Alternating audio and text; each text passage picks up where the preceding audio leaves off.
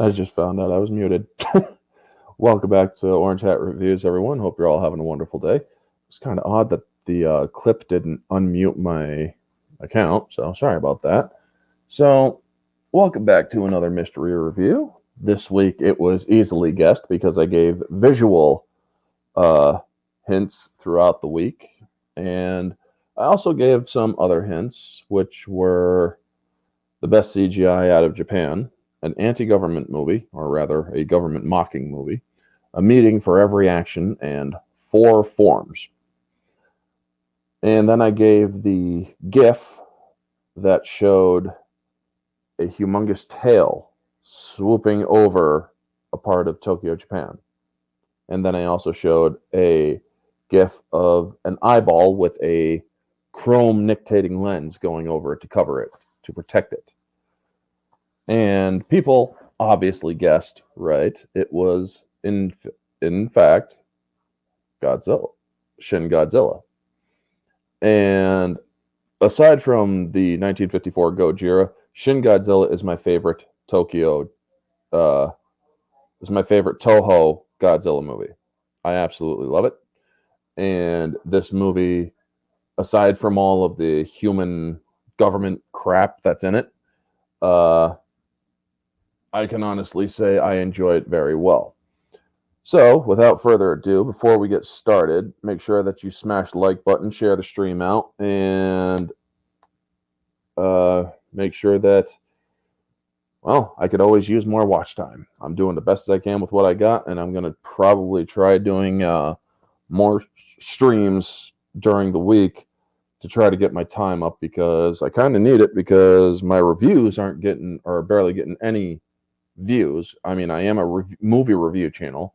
However, my short video reviews don't seem to be getting as much watch time or views as I would like. I mean, I just did a first-time viewing and review of Shawshank Redemption, and it's underperforming criminally. So, yes, if you guys could share my content, that is the most important thing. Likes are great and whatnot. Subbing is great too, but share my content out as well, folks, because that is what helps my channel grow the most. And I'm going to say hello to the chat. I see Neozoic in the chat, and somebody else is most likely in the chat too, because I see that there's 2 people. Shin Godzilla indeed was, and howdy to you. Neozoic, good to see you. And Davian Donaldson, hello. How are you? Looking forward to my new live film review. Well, thank you. This one is Shin Godzilla. Now, I watched the English version, folks. I have the English spoken version. I own it. And I am going to be reviewing that instead of the original Japanese dub. So, don't judge. Anyway, the 2016, when Toho got their rights back for Godzilla, in between the MonsterVerse films, they had one of the best Godzilla films I have ever seen. From sources who love Godzilla, this movie was said to be a parody of the government and how they handle situations, and how they take forever, and how they would potentially handle something like a giant monster. So, the movie starts with the traditional giant footstep sounds with the logos and stuff, and then you hear the original Godzilla roar, the 1954 roar, where they took like an oil-slicked glove and ran it across the guitar strings, and it made this inhuman, monstrous noise, and it just worked so well. It is more a thematic series where it deconstructs the series while at the same time it's revisiting the roots of the original. Yes, it's part of a Shin Japan Heroes universe, which includes itself Evangelion Rebuild films, Shin Ultraman, and the recent Shin Kamen Rider, although it's not a shared universe.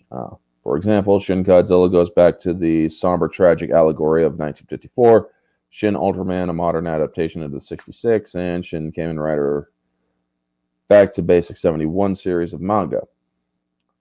And you're okay. That's good to hear. I've never seen this Godzilla film. I love the 70s films. The 70s films are great too. I like all of the Godzilla movies. I really do. I especially like Godzilla versus Mothra, where Mothra or the Godzilla has to fight two Mothra larvas that end up wrapping him up. This was a more villainous Godzilla, as is this one. He is a monster. He's not a protector, you know? He's a destroyer. And I absolutely love how they went back to that origin, where this Godzilla was basically wreaking havoc on Japan for its use of nuclear material. So the movie starts with the traditional stuff, as I said, and then it just dives right into the disaster of what is to come. An abandoned ship in the Tokyo Bay, and then gouts of blood start spilling into the Aqualine Tunnel in Japan. And when you see this humongous spray of thermal venting heat and whatnot, and then you just see the tunnel where people are driving, you see just these gouts of blood, like pure blood, just gouting into the tunnel. I'm like, what the fuck? When I first saw this, I'm like, what the actual fuck is going on here, you know? So they say that the Aqualine is flooding with water, and I'm like, that didn't look like water. That didn't even look like oil. That was blood. Just freaking pure blood, man. When this thing bleeds, when Godzilla and its earlier forms bleed, oh my God, does it bleed? You know? They were not shy about the amount of blood in this movie when it came to Godzilla. Let's just say that. So then you get the government, the prime minister's residence. The people are rushing with activity as the situation, the crisis management center, where like 30 people are discussing the steam eruption in the bay. More people are being brought in to investigate. Phones are used to record a mass in the steam cloud. And Rando Yaguchi is the main character of this film, where he is trying to tell the government, he is within the government, and he tells them there's evidence surfacing on the internet that this could be a large marine creature. Well, this is a ministerial meeting. We don't want, or this don't make a sensation out of this, you know? The prime minister and his cabinet are all saying, don't make a mockery of this. That is absolutely absurd and yada yada. Well, then the tail starts spouting up, and they're like, okay, well, and he also reiterates and is like, so when the tail shows up and the news freaking sees this tail. Now, folks, when I say this is the best CGI ever to come out of Japan, that tail looks like it's an actual frigging puppet tail coming out of the water. Their computer generated images of Godzilla and certain parts of it are so freaking well done. I'm like, damn, that's actually very good CGI. And it looks like I'm getting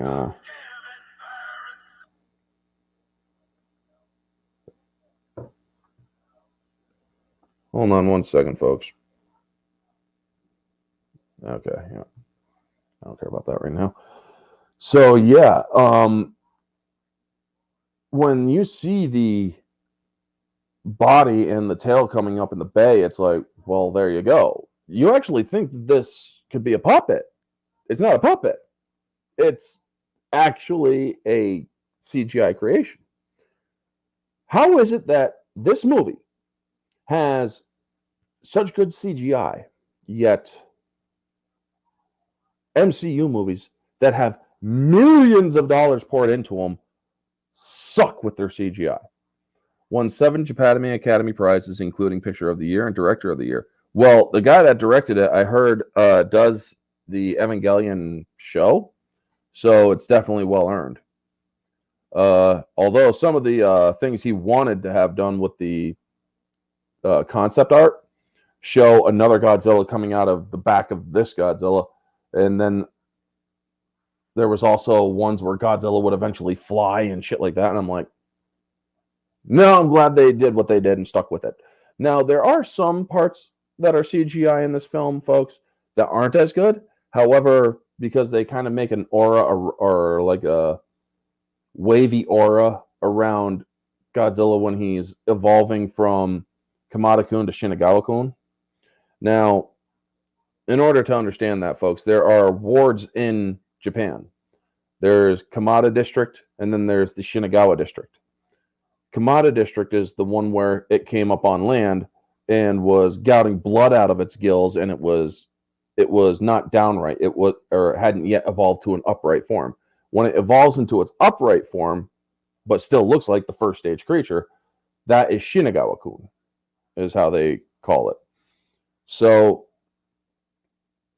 then, they have all these freaking meetings, and the Prime Minister is told, he is actually freaking told, do not give any information that hasn't been verified to the public. Well, he's like, okay, I won't. Then he goes on to the news, to the press conference. There is no need to worry. This creature will not come on land. As soon as he ends it, the guy comes up right up to him while he's still on the podium. It's made landfall. What? It has? And yeah, so this thing is now on land. And they even bring in a lower level government official girl who is basically screw the establishment because they have no idea what the hell they're talking about and there's way too much red tape. And she lacks decorum, so to speak. And there's one guy that just gives her the evilest look because she corrects him when it's like, there's no evidence this thing's going to come on land. Actually, that's not true because this thing has ambulatory limbs, so it's quite possible this thing can't come on land. She just says it in such a deadpan way. I love it. We got another one here. Neozoic. Fun fact, Hideki Anno wants Shin Godzilla design to stick with the rubber design of suits of the old to respect the homage to the classic guys in suits. Exactly. And here's the thing. He used puppets. Yes, there were a couple of parts where they used a puppet, like the scene where its mouth opens, getting ready to do the atomic breath. However, the entire look of Godzilla's final form is digital. Tail, all of it. Digital. Folks, you'd think it is a guy in a suit or a puppet. It's not. You have digital creation at this point in Japan where they made it look absolutely real. I have often said the only time I'll ever play like a sports game on like a football game is when they actually have the people look real. Like I'm actually watching and directing and playing actual characters in a football game. They haven't got that far. But Japan, on a limited budget, did a Godzilla film, which freaking did the best CGI I have ever seen in a film. How do I feel about people's criticism of Godzilla's second form design for being too goofy, especially in the eyes? Honestly, this is a marine creature that was mutating constantly. So I honestly have no real critique on it. This thing was a constantly evolving creature, so it had it's basically like a skinned human or a skinned monster. This thing is constantly evolving because it needs to evolve to adapt to its circumstances around it. So yes, when it finally evolves and comes back as Godzilla that we all know and love, I can understand there's different forms that this thing took, kind of like Godzilla 0 Point, the anime that was on Netflix. That Godzilla was marine at first, then it evolved into a terrestrial form, and then it evolved into the Godzilla we all know. How you doing, Vanya? Good to see you. So honestly, I'm not going to critique Japan's decisions on Shinagawa and Kamada-kun's looks, because they went with a look that worked, and that this thing had to basically develop mutations to protect its eyes, which it does in the final Godzilla form. Because the first form was the form that it shows out in the water with the tail. Second form is Kamada-kun. Third form, upright Shinagawa-kun. Fourth form is Godzilla. The fifth form goes into what it would have evolved into after it got frozen, because it was starting to evolve just as it was freezing at the end of the movie. So I'll get into that when we get to near the end of the review. So this thing is on, and you see rampant destruction, flooding of the Kamada district, and this thing, as it is going by, great cinematography. This thing is swinging by, and you just see gouts of blood pouring, boiling blood, mind you, pouring out of its gills. And it's like, oh my God, how is this thing even able to live, losing that much blood? And then it crawls up onto a building, and you see a family inside. You see real casualties in this, folks, where the characters aren't obviously really dying. This is a movie after all. But a family didn't get out of the building quick enough. They fell over with the building. They died. And then you see this thing, while the government is trying to get its self-defense force, they're going through all the red tape. They don't know what to frickin' do. This thing is frickin' wreaking havoc, and they're all in committee meetings and stuff. It's like every action requires a frickin' meeting.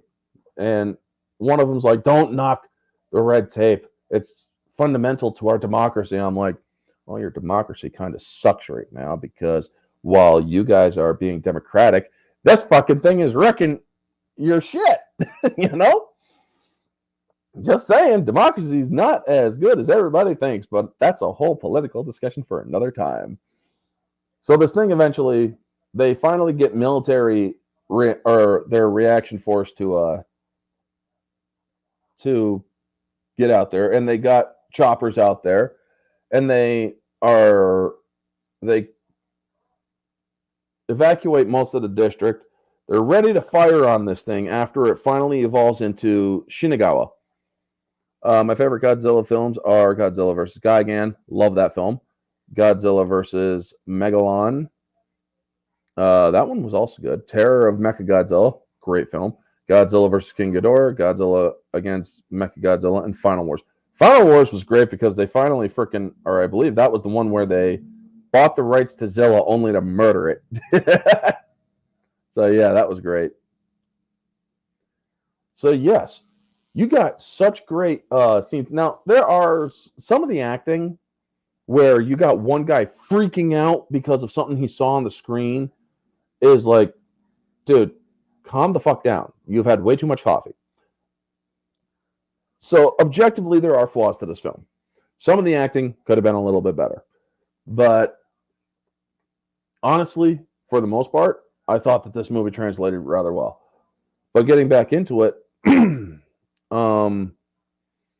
where was I in talking points? Prime Minister Yamaguchi is the main character of the movie, main conference room.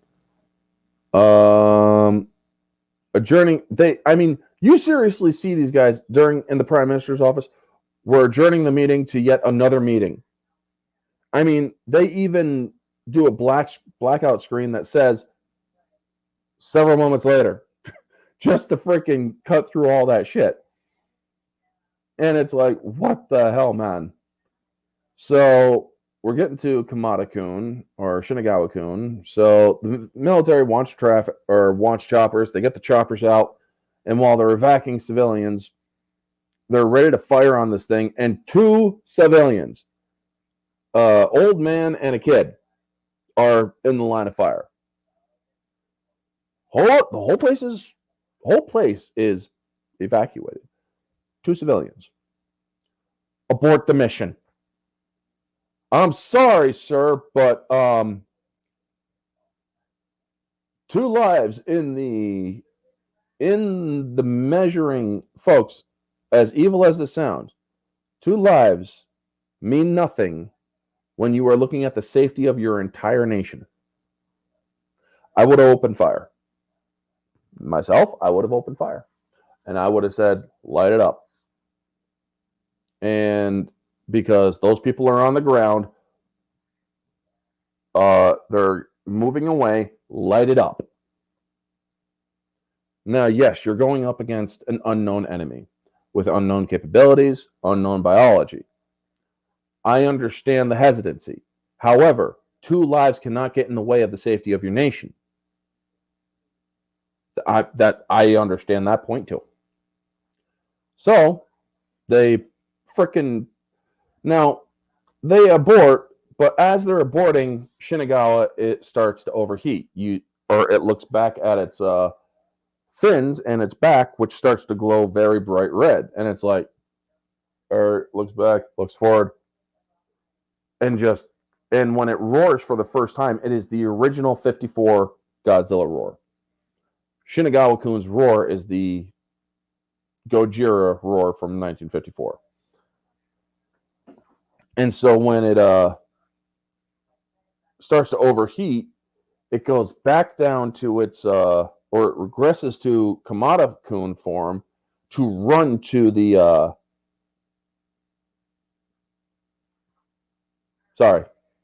blanking out, Tokyo Bay, to make its way back to water so it can cool off. Now, also, this thing grows its first arms, which basically its biology is like this, and it grew out its arms like this. This thing's arms are very vestigial, which there was really no need for it to have arms, except for the fact that, well, I don't know, balance.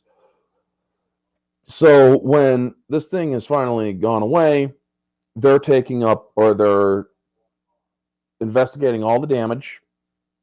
You see all sorts, insert a Pokemon joke, right? It ran away. Yeah. And this thing is, he tells them, it's like, we could have prevented this. Yaguchi is like, we could have prevented this. And he also warns them of unfound optimism. But you know what? They didn't listen to him. So the music also calls back to 1954. So when this thing first starts evolving into Shinagawa-kun, you also hear the music from 1954. They do use the original score for this movie as well, which I really do like. A creature starts to glow and heat up, runs back to Tokyo Bay. So let me scroll down. The aftermath reports, you're getting all these news reports. Other scientists arrive. Economic reports from the aftermath show that Japan is in a cautionary mode. Yaguchi is pissed off about the red tape and late responses. The Japanese military fleet is looking for the creature. More preparation meetings for possible return of the creature. Study prep. Yaguchi is now leading a group to study the creature, samples from it, and organizing efforts to better understand it. Ogashira guesses the creature's main system. The girl, or the female character, is named Akashira, and she guesses that the main systems of this creature's body is likely a nuclear, not unlike a nuclear reactor. And people laugh at her for that, and it's like, that's impossible. Well, there's radiation in this creature's path. It was leaking out radiation, essentially. So, yeah, her theory was correct. The government is not happy with the radiation reports because we all know how Japan feels about nuclear problems. The U.S. then brings in an ambassador to aid Yaguchi. Her name is Kyoko Patterson. She's half Japanese, half American. And she's a fiery envoy. And her acting, or rather the way that they have her translated to the U.S. translation for American viewers, she comes across as such a ponce, such a freaking, she's a prick or a priss. She's just like so much of it's like, I just got back from a party, I didn't have enough time to change, yada yada yada. And she also comes across as seriously full of herself. You know, she has ambition. She wants to Jesus Christ, those idiots outside. I'm sorry, folks. She wants to be president in her 40s. She's like in her late 20s. So how would you compare Shin Godzilla with the later Godzillas, such as Singular Point Godzilla or an Earth Godzilla? I actually like them. I really do. Shin Godzilla is an indestructible force. However, they did manage to stop it, but not kill it. So Godzilla Singular Point manages, I believe, actually got killed. Godzilla Earth can't be killed. It's way too powerful. I mean, even that thing's roar was enough to cause shockwaves. So yeah, there's that. So getting back to the talking points, Keoka is her.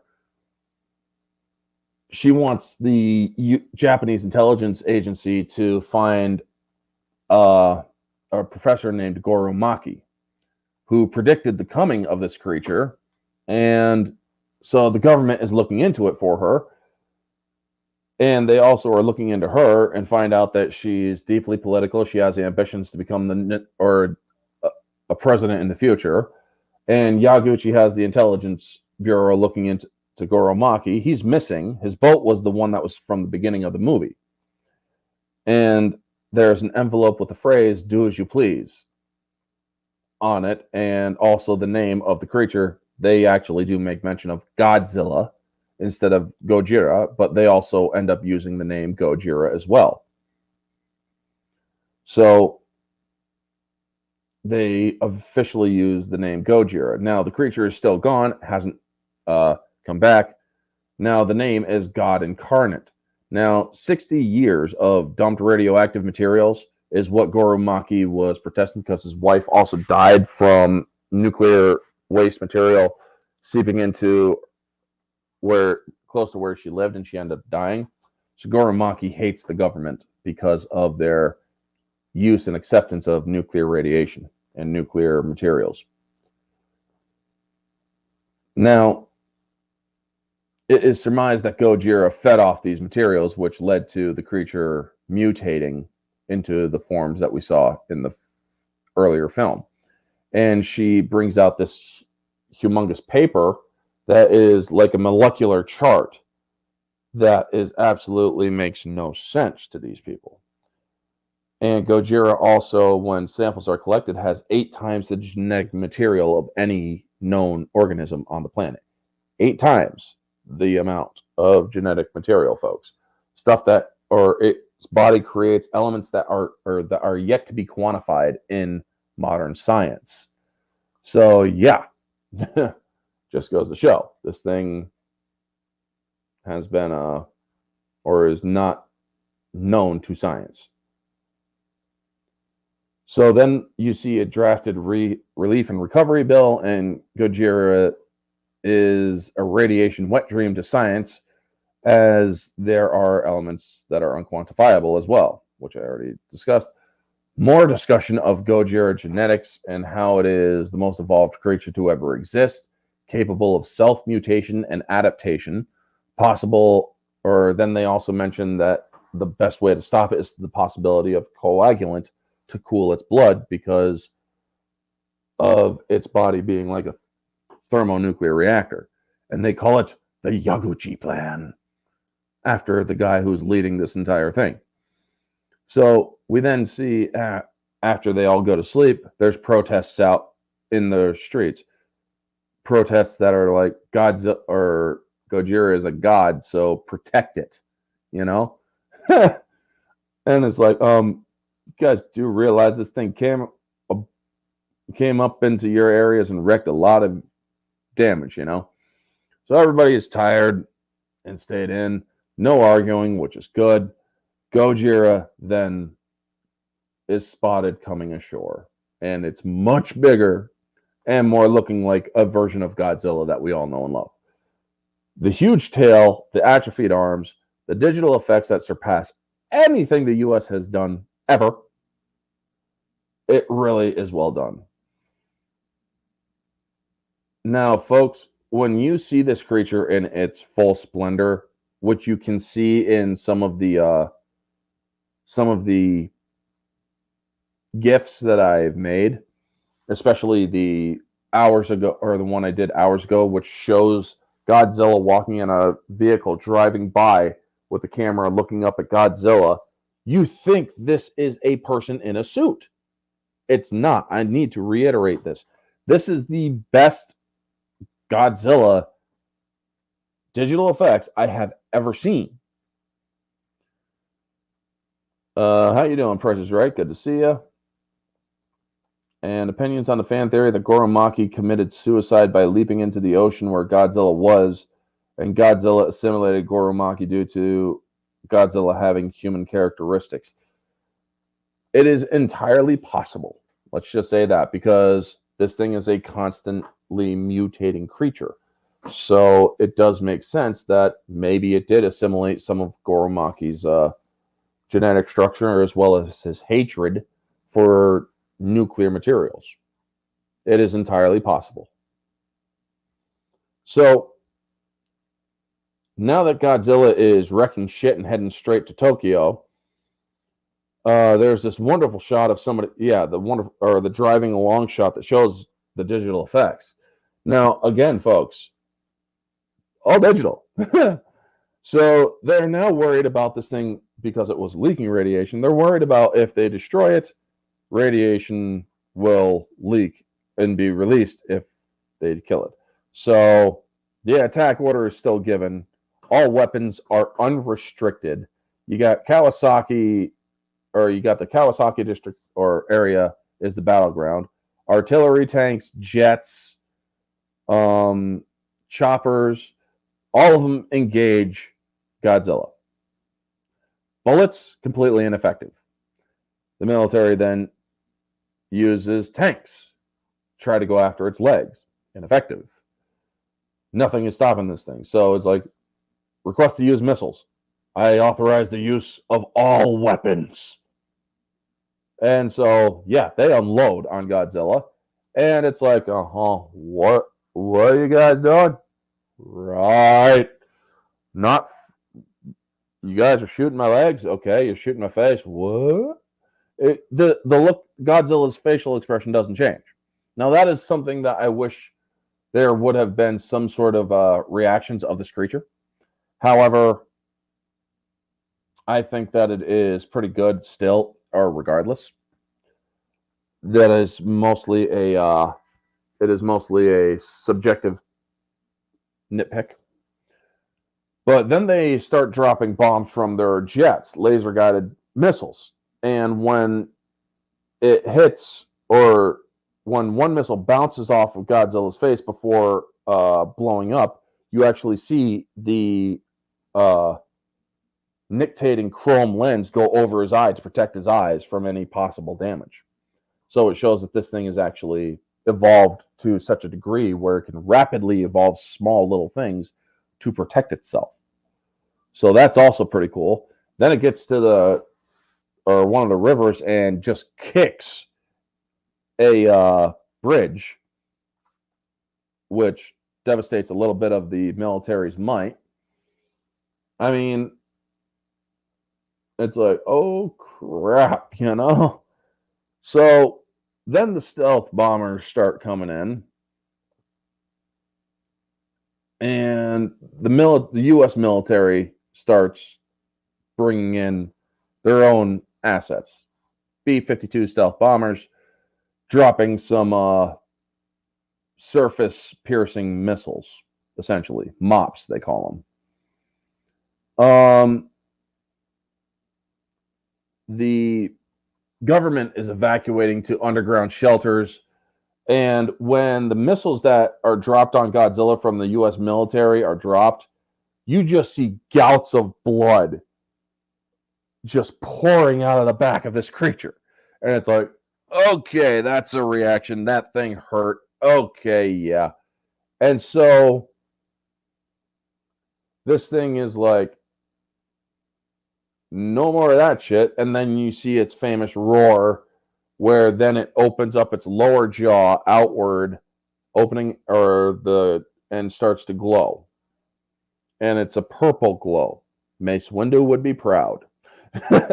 Shin Godzilla is an allergy of the tragic Fukushima Daiichi, the 2011 Tohoku earthquake and tsunami. Yeah. It would be cool to see Shin versions of other Toho monsters such as Mothra, Rodan, King Ghidorah, Anguirus, Mechagodzilla, and Destroyer. Oh, I would love to see Shin versions of those. I've seen a Shin version of Ghidorah because look up. There's these guys that do evolutions of different monsters throughout the years. Look up evolution of King Ghidorah. You will be able to see what a potential Shin Godzilla. So yeah, they have a great one for that. So we then have this Godzilla start to lean forward and open its mouth, and it starts to just blast out black smog that is coursing throughout the city streets. And they then see, or the close-up of the eye going silver, and it starts gouting out flames. Well, the flame's enough because the gouting of this black smog is flammable. So when he starts breathing out the fire, the smog went wide. So yeah, now you're basically getting akin to a freaking high heat wave blast that is just blasting through the city. Well, then further evolution of the heat or of the breathing fire focuses into a pointed purple laser of its atomic breath to where it's cutting through everything. And it even takes out the Prime Minister's chopper, killing the Prime Minister because he took his sweet ass time evacuating. I'm telling you, man, they were brutal in how they treated the government in this. And so it then leans up because it still senses the American stealth bombers and takes out one of the stealth bombers. Well, now 2 more stealth bombers are about to do payback and drop some more onto him. He closes his mouth quickly, leans forward, and launches photon beams from its back. Not atomic breath beams from its back, but photon beams from its back. Going all out in every direction like this, kind of. Just like straight beams cutting through the missiles and then the stealth bombers. So as soon as it senses no more threats above it, it stops the beams and goes right back to blasting the with its atomic breath and wrecking all of frickin' Tokyo, to the point where you see all different districts are burning, all on fire, and then the background of fire with Godzilla in front as he's closing his mouth. He takes a few steps and then he stops moving and he goes dark, meaning his body kind of like shuts down into a hibernative state, which this is pretty cool too. So everybody's like, okay, so what just happened? It stopped. So there's now the panic of the untold destruction that has just occurred. And you even see the Japanese American envoy. She's like, Godzilla, truly a god incarnate. Because this thing has just wiped out a ton of stuff. It's blasted through buildings. It's everything the atomic breath touched blew up, essentially. Folks. So yeah, this thing, the destruction it wreaks in Tokyo, yeah, it's bad. Let's just say that. Nightmare fact, according to a lot of concept art, Godzilla would mutate to have multiple heads. Nightmare fuels, right? Wow, yeah. That's nightmare fuel right there, folks. So we then see, or let's see here. The radiation released by Godzilla is heavy. Reports of ministries being crippled. Yaguchi is angry that there's no PM, prime minister. The anger of panic from Yaguchi's team, and then they start focusing on the radiation. The acting prime minister is picked for his seniority, and he's really kind of a dum-dum. He's like, oh my God, my noodles got soggy. Dude, fuck your noodles. Your country is burning. Man up. You know? And Yaguchi fears the future decisions of this guy. It's like, yeah, it's hard to get a read on him. Yeah, because he's freaking pissed off that his noodles are soggy. I mean, it just shows you more ineptitudes of the government. So then we see double timing the Yaguchi plan because they understand that other countries want to take control of handling Godzilla. But the US decides to side with Japan and brings in their own scientists. And we see an unmanned aerial vehicle going through the destruction, going up to Godzilla. And as soon as Godzilla comes into sight, there's this light that shoots out from Godzilla's back, immediately destroying the drone. So this tells you that Godzilla, even in dormant state, has this phased array radar. It can detect anything and everything around it. And anything that is a potential threat, it'll wipe out in a heartbeat. So, yeah, that's not good. Now, we then see ground crews finding a piece of Godzilla that's evolved, or just a piece that was shot off of it, is also starting to evolve. So the U.S. scientists are walking away as these guys are discussing the evolution of even pieces of it that came off, and they're like, and they want to nuke Godzilla, and the U.S. government decides Japan is no longer a safe place to live. We're going to nuke you. This is one thing that I do have a nitpick about. Japan really goes hard at America. I mean, I understand because there is that small grudge of what happened in 1945, but goddamn, man, they really lay into the U.S. with, oh, they want to solve everything with nukes. And yes, they plan on using a nuke or a thermonuclear strike, which would wipe out all of Japan. They have to evacuate all of Japan. They have 2 weeks to do it. And they're like, okay, we're still going to go with our Yaguchi plan to try it with the blood coagulant. So if this thing works, we won't get nuked to the Stone Age. And folks, here's the link of the concept art of Shin Godzilla. Awesome. I wish I had somebody else in the chat who could send me that, but I will definitely look into it. Sorry I have to go now, Orange. Enjoy discussing the rest of the film. Look forward to your next live review. Thank you, Damien. You have a wonderful day, sir. And one of the things that I do like about Japan, or this film, is that they understand the seriousness of a nuclear bomb being dropped. They don't want a third bomb being dropped on Japan because they know firsthand of the destruction that thing can cause. And some of the elders alive in Japan today, it's been 80 years. I mean, 90-year-olds would be children when the bombs fell in Japan back during World War II, when Japan attacked Pearl Harbor and we retaliated with the nukes. So, yeah, they don't want a nuke dropped on Japan because it would be even bigger. Well, Yaguchi is talking to his friend who is towing the company line with the government, and he's like, our current economy is in free fall. We have no choice. At least with Japan being, or the people being evacuated, we'll be able to rebuild. With Godzilla still alive, there's no ability to do so.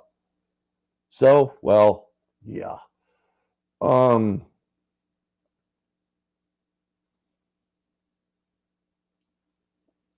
We see those scenes, and they truly are powerful. The attack, or the girl Kyoko, who is the U.S. or the U.S. Envoy, who wants to become president because she's half American, she's allowed to. She understands the seriousness as well. Her grandmother saw 2 bombs drop on Nagasaki and Hiroshima, so she understands how serious it is too. She doesn't want her grandmother's homeland to be destroyed, you know? And that is actually some good translated acting there too. Now, the U.S. or the freezing method is having breakthroughs because the Japanese, or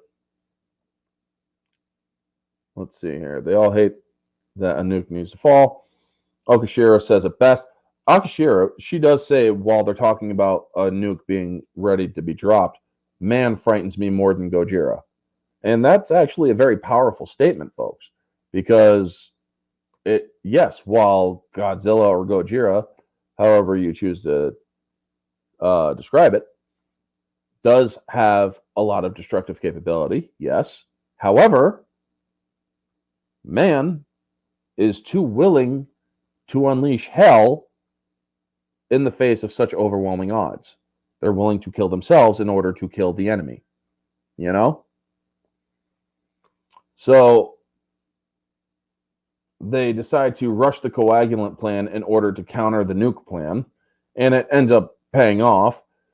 So we then have a cut to Godzilla where he starts to faintly glow, meaning he's starting to get ready for waking up again. And they detect that he will wake up in 15 days' time, unimpeded.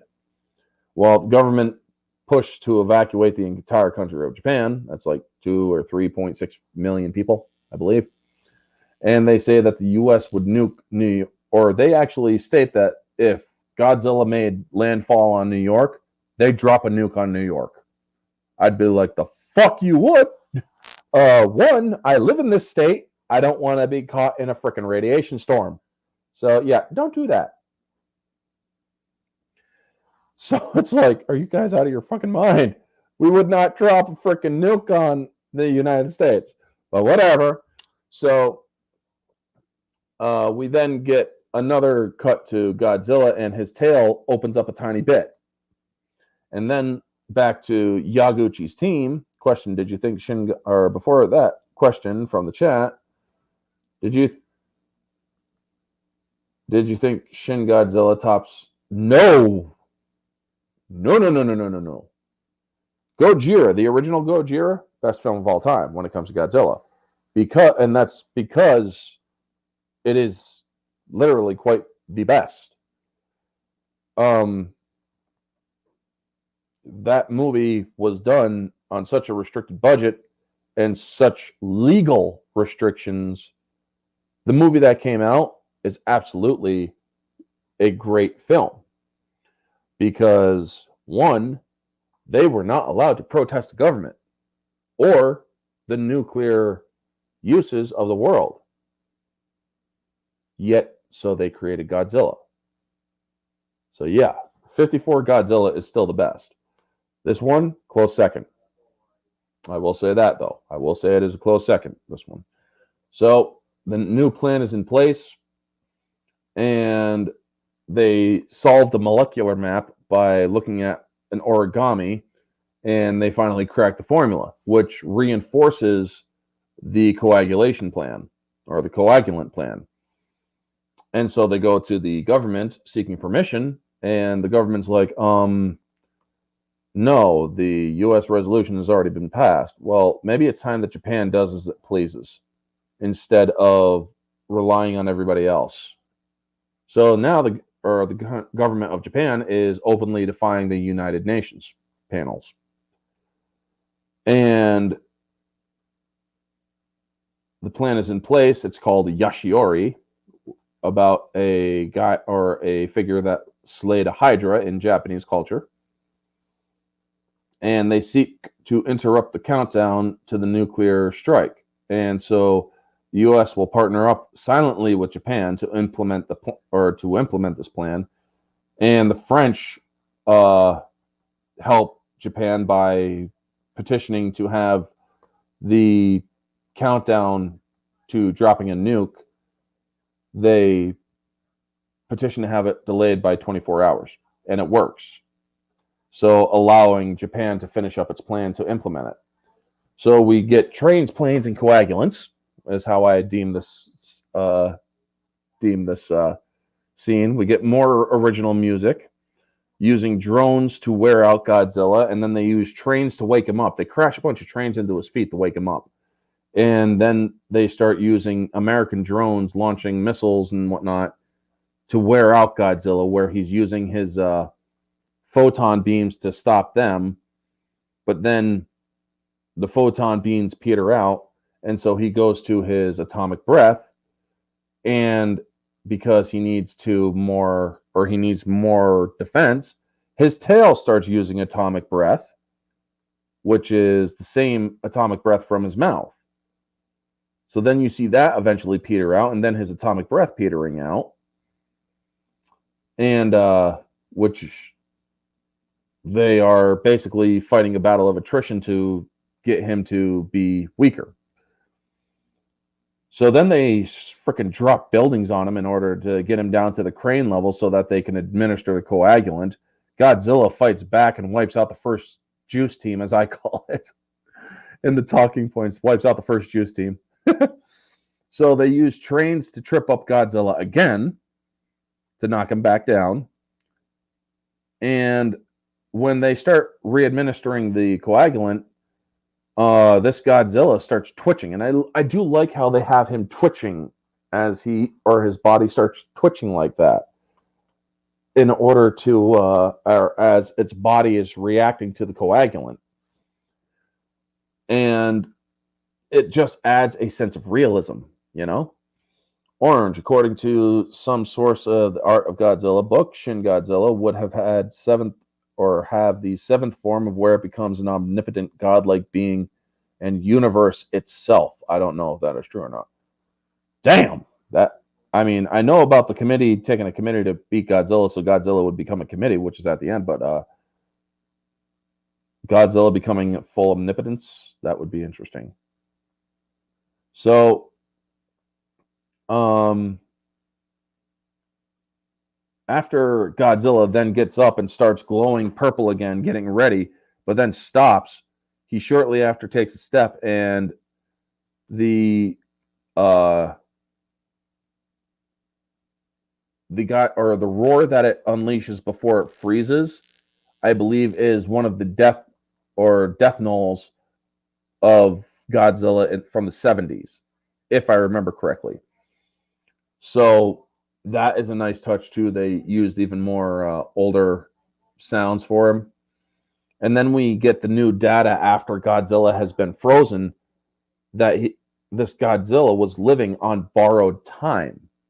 So honestly, to talk about this for a second, I don't think that it would have survived to a seventh form, because its body was constantly devolving as it was evolving, meaning its biology was degrading. And they learned that after about a few months, it would have died completely because it couldn't have sustained itself. So yes, there was 2 to 3 years, it would have died due to a decaying isotope in its body. So the new prime minister and its cabinet all resign en masse, and they cut to families playing and celebrating. Yaguchi and Kyoko are talking about how the countdown will resume if Godzilla starts moving again, and nukes will be used. The world gets all the data on Gojira. They shared it with the world. and her aspirations to become president. She's like, if I do become president, I want you to definitely be the prime minister of Japan. And then we show Yaguchi taking one final look at Godzilla, and then we get to the close-up of Godzilla's tail, where humanoid figures are starting to sprout from its tail.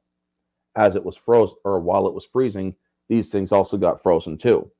Basically, a committee destroyed Godzilla, so Godzilla was evolving into a committee unto itself. It would have evolved into all these mutant-like Godzilla thingies that could possibly shoot out atomic beams through their faces and whatnot. And then